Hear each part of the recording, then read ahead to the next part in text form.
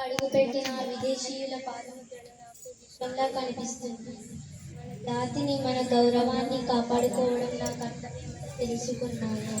British వాళ్ళు మన పల్లెలోకి వచ్చి మనకి కన్నీరు పెట్టుకోకుండా మన జాతిని బానిసలుగా మార్చేశారు. ఇప్పుడు నా రక్తం ఉడికిపోయింది. మహిళలమని మౌనంగా ఉండాలా అని నా మనసు నన్ను అడిగింది. కత్తి చేతిలోకి తీసుకున్న దేశమాత పిలుపు విన్నా. నా భర్తతో, నా సోదరులతో కలిసి స్వాతంత్ర యుద్ధానికి బయలుదేరాను.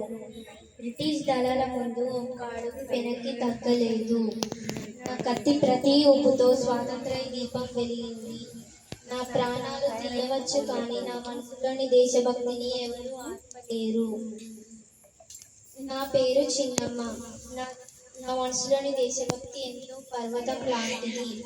నా దేశం స్వేచ్ఛగా ఉండాలి అనేది నా చివరి కోరిక. స్త్రీ అంటే కేవలం గృహిణి కాదు, దేశ రక్షకురాలు అని నిరూపించాను. జై హింద్, జై భారత్.